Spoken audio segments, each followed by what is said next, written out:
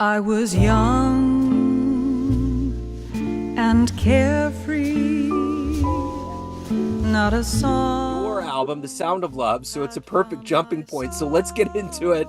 And I want to begin with something I know we're all getting tired of talking about, but it was such a big part of our lives, which was the pandemic. It affected musicians so much. How did you survive that time period, and how has it changed the way that you do things now? Well, it's ironic that you would say that, because when I heard about the pandemic, I happened to be at the Lincoln Center for Jazz Congress. And it was really weird because it was like this swoop of, okay, let me backtrack. I had my brand new record in Live at Maureen's Jazz Cellar, came out in 2022. And I thought, I'm going to go to the Jazz Congress and, kind of meet people and share the work. And slowly you just would see everyone's heads just hanging low. And these are people that tour on the regular. And I was like, what the heck is going on? And you could just feel it. Then you started hearing that their tours were being canceled, and life as they knew it was just completely flipped upside down. And I thought, oh, what a great time to, in a selfish sort of way, what a great time for me to release a record.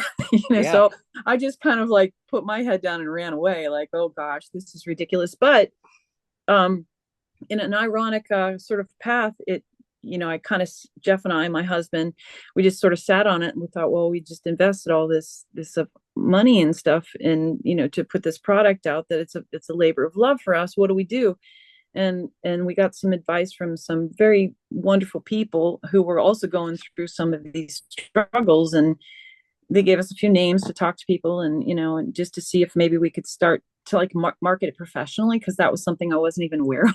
To be honest with you, I'm that new. And so when I figured that out and I reached out to a few people, clearly they were busy doing other things because their worlds were also affected by this.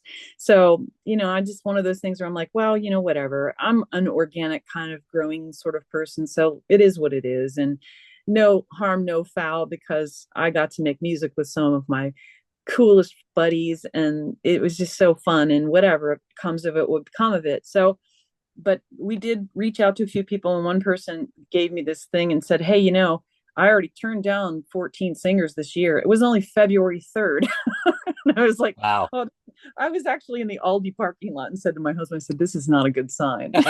No, what this world is like in the world of jazz. But anyway, it worked out that they listened to the record and said, I love it. I'll do it. I'll help you with this. And so the pandemic for us was kind of watching our birth of a record kind of take its wings and fly.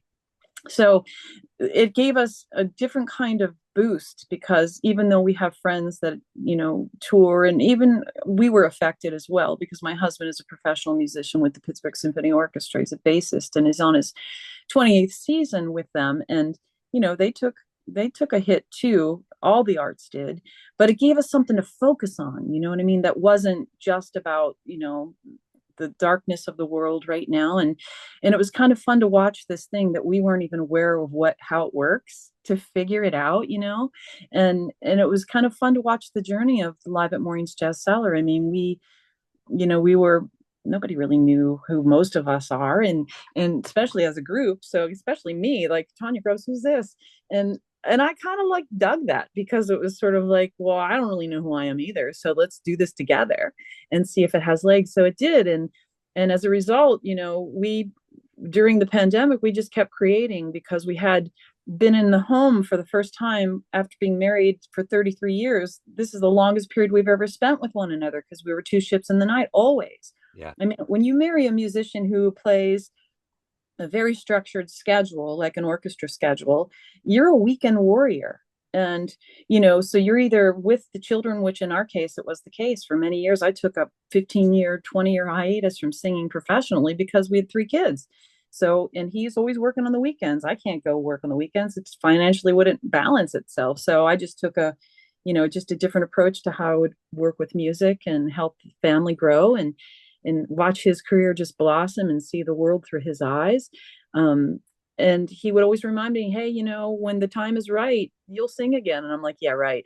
I'd meet people they used to say, I'd play the saxophone. I have one in my closet at home, or I play the guitar. I have this, So the pandemic gave us that opportunity to just sort of take a breather of life and just sort of go, let's try this tune, let's try it this way, let's oh, the record's doing great. Somebody heard us on the radio in Wichita. Like, Yeah. what's going on, so it was a real fun. I hate to say it in a very dark kind of, or unempathetic way, but even though the world was dark, we were trying to find the best of it, and we shared our music online like a lot of people did, and we're still hearing from people saying that it helped lift them through that rough time. Yeah. um, but it also gave us an opportunity to like, you know we met on the bandstand, so it gave us an opportunity as a couple, for being married for so many years, to be able to start that back up again, Yeah. and do some fun things together, and that's kind of what came of it. So with the Sound of Love, what are you ultimately hoping the listener gets from this album? Well, here's the thing. This is how I approach all my music. I just want somebody to feel something. And I know what there's so many different flavors of music in the world. And maybe all the my stuff, or our team, our crew, our quintet, may not reflect to everybody, but the ones that really, it makes them feel something, then my job is done. Our job is done. Like, there's no end goal here. It is what it is. It's its own thing. And I kind of talk about it as like giving birth to a child. It is like a child, because you put it out in the world and go amongst yourself, child, and do what needs to happen. And that's kind of how I approach. And if someone pings me on the side or reaches out to me and says, I just want to let you know that this song resonates with me, XYZ, and the reason why, I feel so lifted for it, because that's the intention, is that music is a universal language, and for those that it speaks to, and it touches a heartstring or makes them feel any kind of emotion, even if they hate it, it's an emotion. I mean, art is subjective. That's cool. Like, if it's not for you, that's all right. I know I don't like everything either, and I gravitate towards things I can feel good about, and resonate with. So I'm just looking for the people that will resonate with our music, and maybe they can become motivators behind us making more of it, because it's not an easy task, especially when you're a self-produced artist. It's a big commitment. And it's even, people say, well, it's easy to make records and put it all out. The problem is that, when you choose a professional route, like working with people who are promoters, like with writing and radio and stuff, that's a whole nother level, and from my point of view, it's like, I want to have those people in my court, because I can't do this part. Like, I can't reach out to Joe and say, hey, Joe, interview me. I just don't have that. You know what I Yeah. mean? But if you know what I mean, like, I don't necessarily think it's always appropriate either. But that's just my personal opinion. I'm not built like that. I wasn't born with that gene. Like, I just want it to be organic and touch people that it should, if and I try not to be pushy about it, but in the same respect, I'm trying not to be. It's like a fine line. You don't want to be too pushy, and you don't want to be too like, oh, don't worry about me. You Right. kind of just want to like ride in the middle and see who likes it and supports you, because you do need positive feedback to continue to do it. Yeah.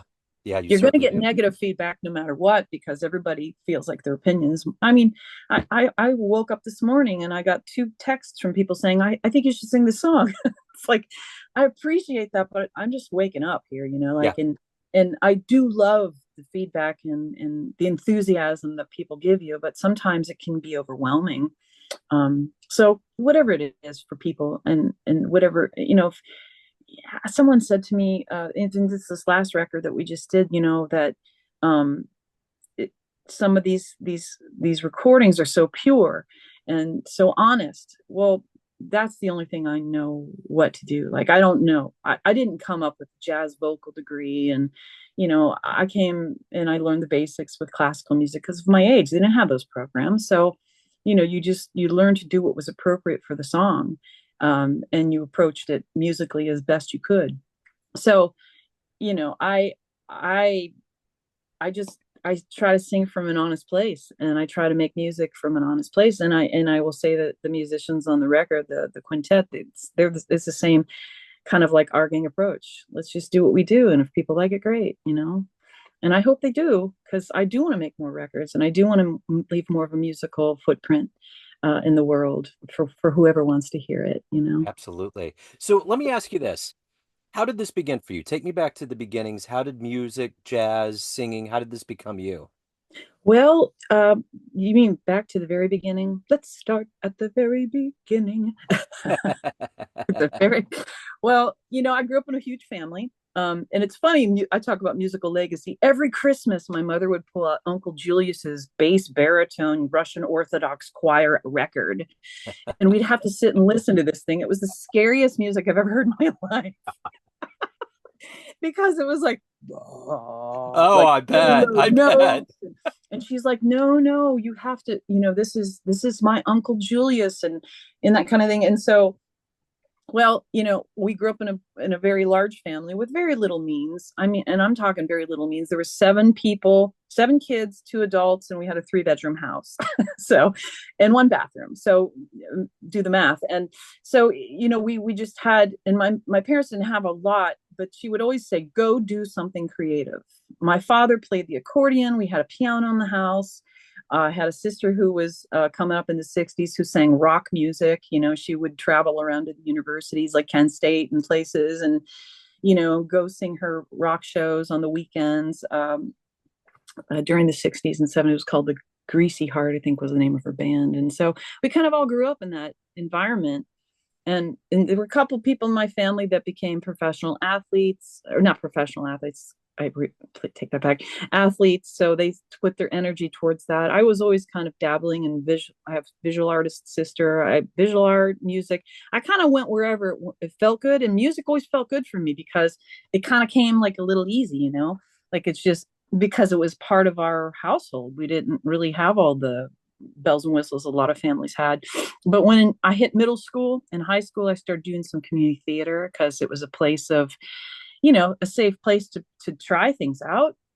And then when I got to high school, I started to focus a little bit more on sports. I played volleyball, and I played volleyball competitively with the women's volleyball league in my 7th grade year, all the way up to my last year of high school. But I had friends that, they were doing plays, and they encouraged me to do plays too. And I'd go to school, which was kind of like, I had to go to school because I have to go to school, but I would focus on, I got to go to volleyball practice. I got to go to play practice. I have to go to work. It's like I was all over the place. But as a result, music always grounded me because I always felt comfortable there. And my sophomore high school year of school, I picked up music. I sang in the choir, picked up parts pretty easy. Didn't really know anything about jazz. Didn't even really know that there were that many different styles, except I did know about jazz, and I just didn't know that I knew about jazz. And Travel Music is the name of my record sort of little company, or I guess a label. My brother Pete, who's much older than me, I'm the last of the 7, one of the end of the last, the 7, number 6. He used to pretend like he was Bjorn Borg and drive around in a RX-7 and have tennis rackets in the back and cool hair. And he'd say, and I lived in a very small town in Ohio, and he'd say, hey, you want to go to the movies? And he'd ask my siblings, because you can only fit one person in the car. So it was your turn. He asked you, you're like, yeah. So, but you didn't know that he was going to take you to the movies down the street. He was going to take you to Canton or Akron or Cleveland, which is like an hour and a half away. And I don't know if you remember back that far. Maybe you're not as old as I am, but in the 70s, a car doesn't go as fast as it does now. Right. Oh, of course. And so the whole way there, he would put his cassette tapes in, and they were like Pat Metheny and Lau Mays. It was Al Jarreau. It was Earth, Wind and Fire. It was the horn bands. It was major jazz. It was all this stuff. Like, he didn't get really into the bop era, but it was all this music that he kind of introduced to us, and we didn't really know what it was until I got to my college. I started college and music college, and I would hear like some stuff I heard in my brother's car. I'm like, how do you, like, to the jazz guys, how do you know that? They go, how do you know that? I'm like, are you kidding? I know that album. I know that album back and forth. So I was learning this stuff, but on the same time, I was also visiting the Cleveland Orchestra and hearing chamber music and following brass quintets. And, just because I had friends that were also in the theater and in the arts that always engaged me with musical experiences. I feel fortunate that way. My sophomore year of high school, I got pushed into a situation where I ended up taking the lead in a Funny Girl, of all things. I was in the chorus. Then at the chorus, I got bumped up to a small singing part, learned that real quick. And then I got bumped up to a situation where the person who was the understudy for Fanny Bryce, couldn't sing the notes. They were too high, I think, because the situation. And they asked me if I would do like a Marty Nixon and sing in the pit orchestra while the actress would mouth the words on stage. And I said, hell no, I'm not doing that. That's embarrassing.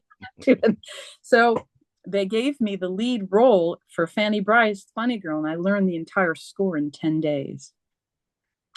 So I went on with the High School Musical and I did that. And from that point on, I was Tania the singer, not the volleyball player or the whatever.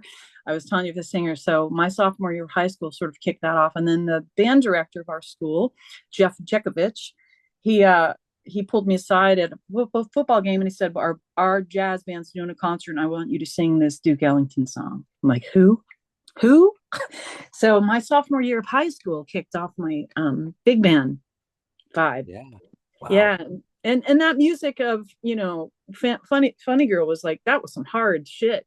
That was hard music to learn in that quick of a period.